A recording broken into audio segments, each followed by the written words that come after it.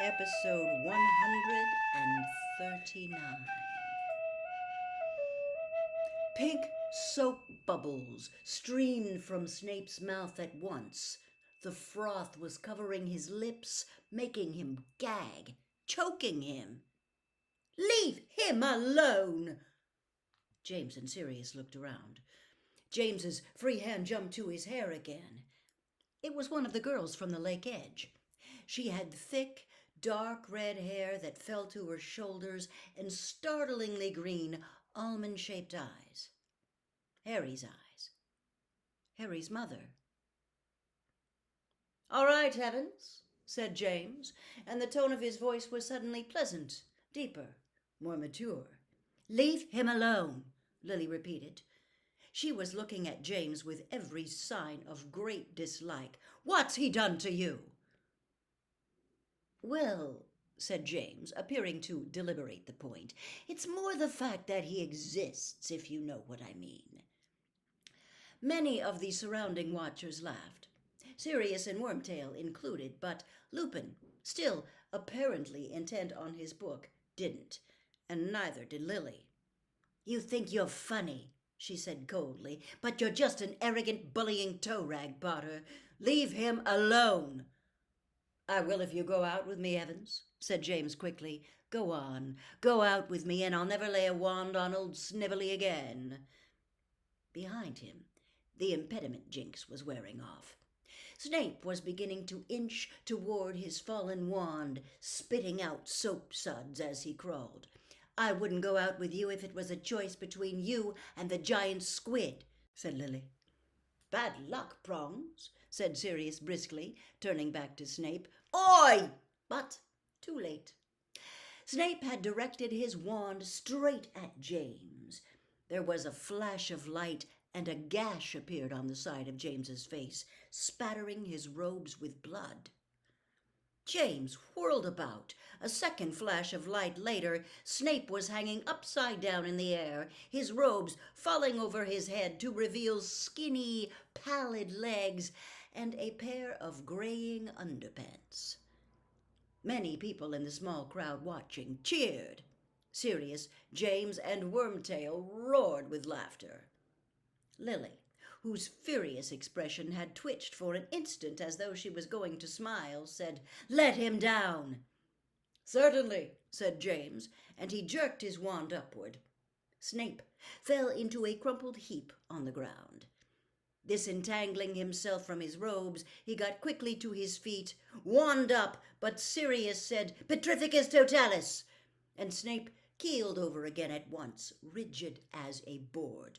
"Leave him alone!" Lily shouted. She had her own wand out now. James and Sirius eyed it warily. "Ah, Evans, don't make me hex you," said James earnestly. "Take the curse off him then." James sighed deeply, then turned to Snape and muttered the counter-curse. "There you go," he said, as Snape struggled to his feet again. "You're lucky Evans was here, Snivellus." "I don't need help from filthy little mudbloods like her." Lily blinked. "Fine," she said coolly. "I won't bother in the future.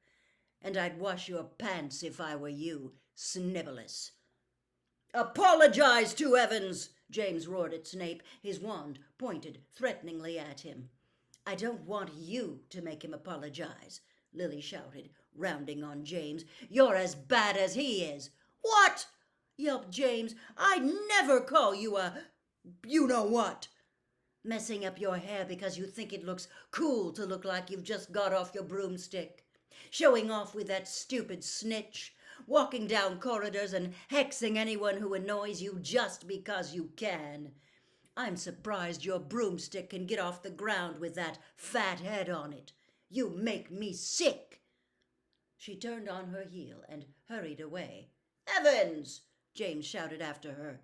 "Hey, Evans!" But she didn't look back.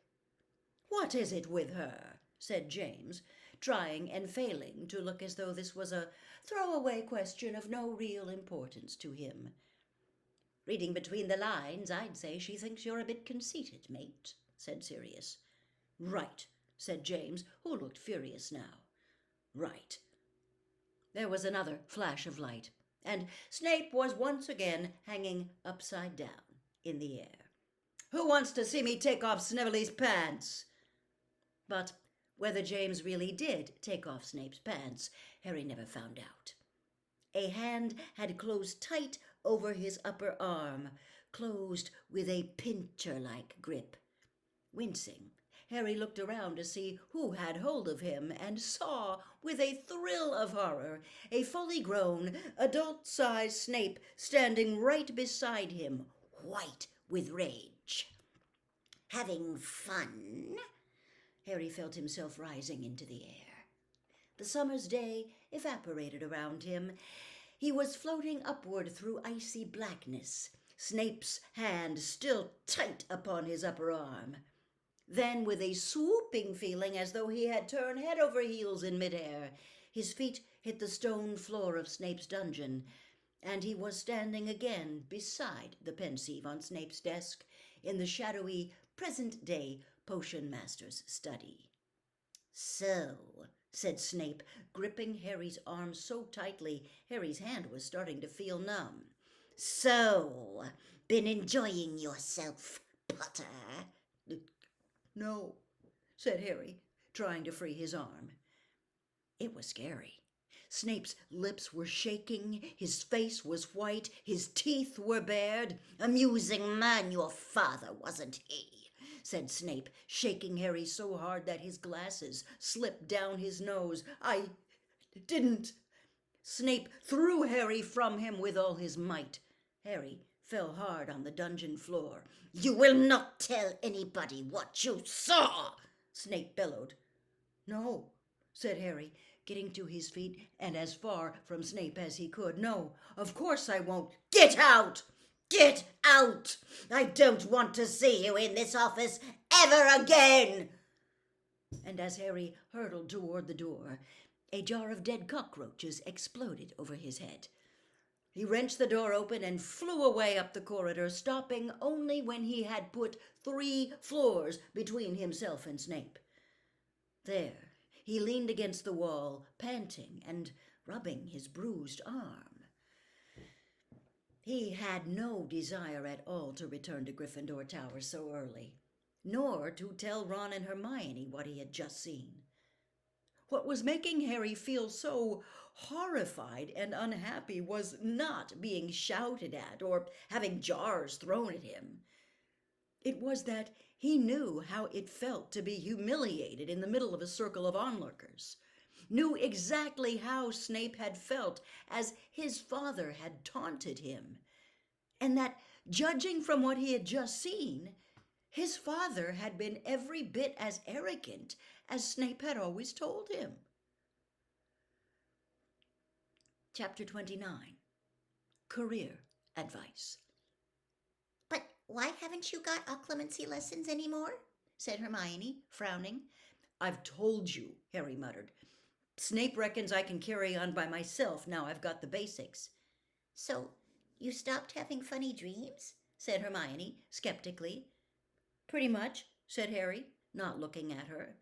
Well, I don't think Snape should stop until you're absolutely sure you can control them, said Hermione indignantly. Harry, I think you should go back to him and ask. No, said Harry forcefully. Just drop it, Hermione, okay?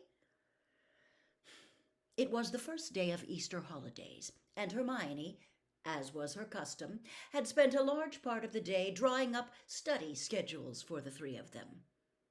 Harry and Ron had let her do it. It was easier than arguing with her, and in any case they might come in useful.